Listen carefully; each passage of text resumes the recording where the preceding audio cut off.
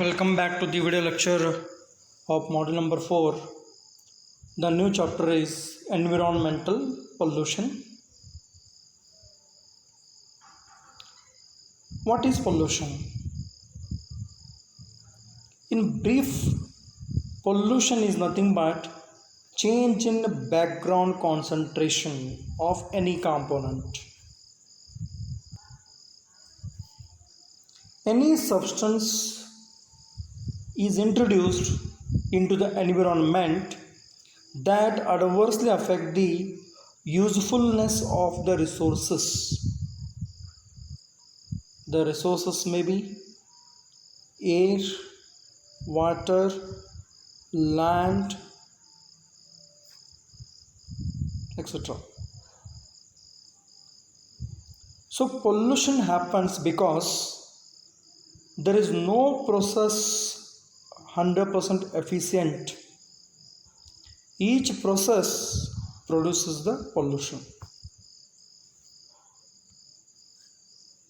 Let us discuss about what is environmental pollution. Environmental pollution is defined as the excessive discharge or addition of undesirable substances introduced into the environment that adversely affects the utility of resources and causes damage to the environment and human beings, animals and plants. So pollution can be in the form of solid state, liquid state, or maybe in the form of gaseous state. So pollution depends upon the nature and concentration and its severity that decides the effect of the pollution. The agents or the substances which causes environmental pollutions are called as environmental pollutants. Now, what are the causes for the environmental pollution? Why the pollution is taking place? The reasons for the pollutions are mentioned below. The first one is, as you know that, rapid growth in the population of country. Second one is rapid urbanization. Most of the graduates are trying to lead their life in the city places rather than the rural places, leads to rapid urbanization. Rapid industrialization.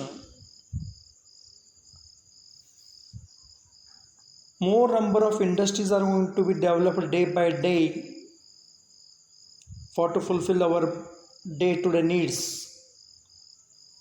Next one is misuse of natural resources by human beings or etc. Then natural phenomena are taking place like volcanic eruption, earthquake, etc. And lastly, usage of fossil fuels. In this chapter, we are going to study mainly about the air pollution. So what do you mean by air pollution?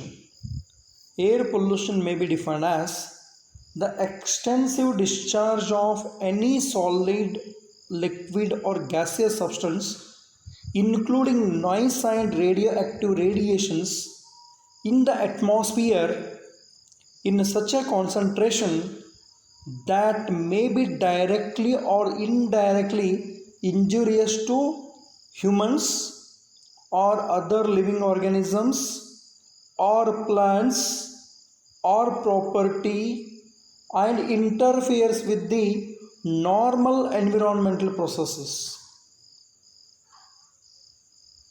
And environmental pollution is also, air pollution is also defined as the one or more contaminants or the combinations in such a quantities and such a durations as may be or tend to be injurious to human, animal plant life or property or which undesirably interferes with the comfortable, enjoyable life or property or conduct of business is also we can define as the air pollution. Now, sources and classification of air pollution may be natural or maybe man-made sources. Man-made sources are also known as anthropogenic sources. Now, what do you mean by natural sources? For specific examples, we are going to study in detail in the future concept of this slide. Natural, some specific examples I can give.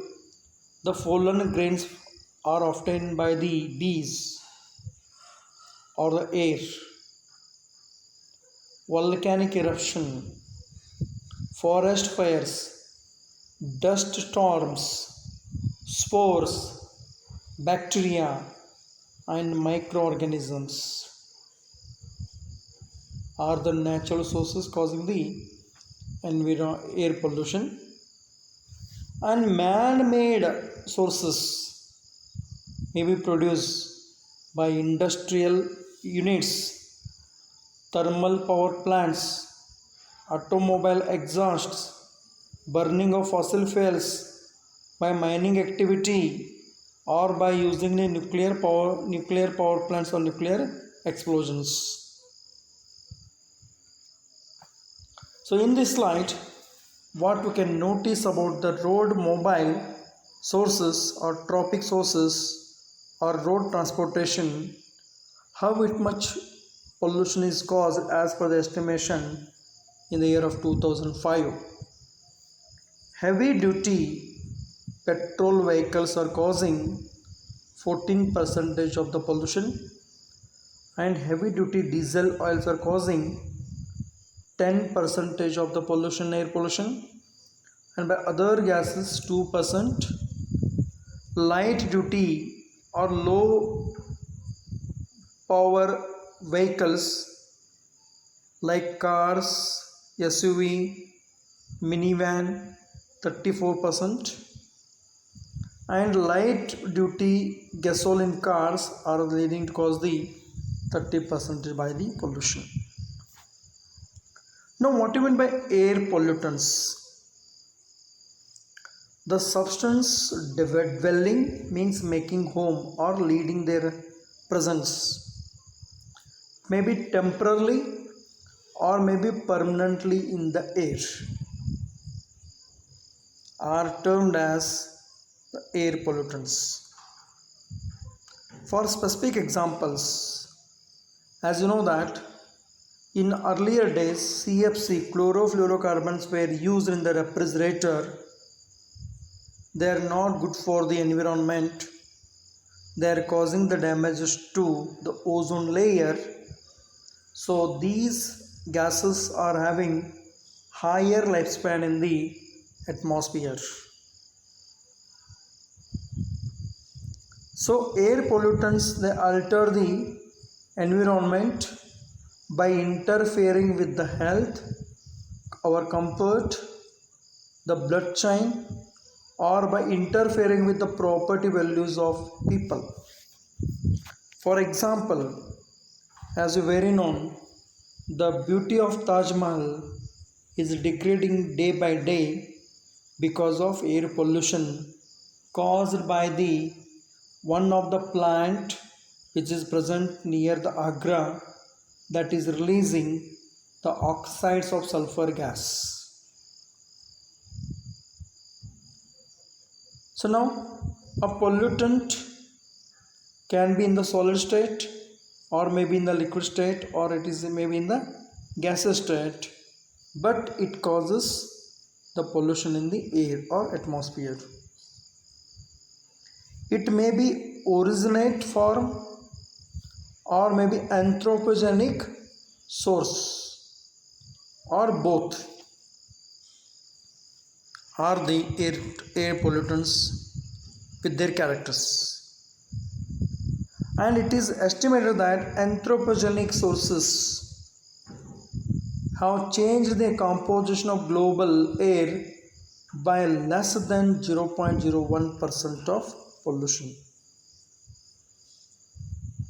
One small change can significant adverse effect on the climate, ecosystem, and species on the environment, including human being. Now let us discuss about the classification of pollutants.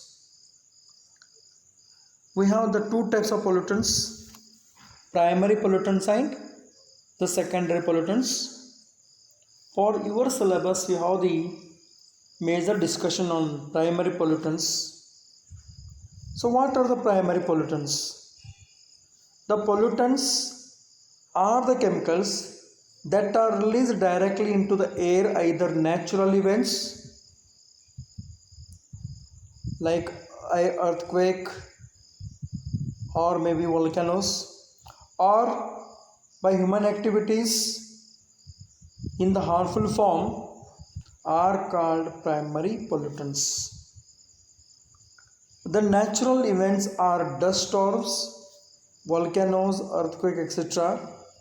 And the human activities can be the emission of vehicles or industrial waste can lead to cause the air pollution.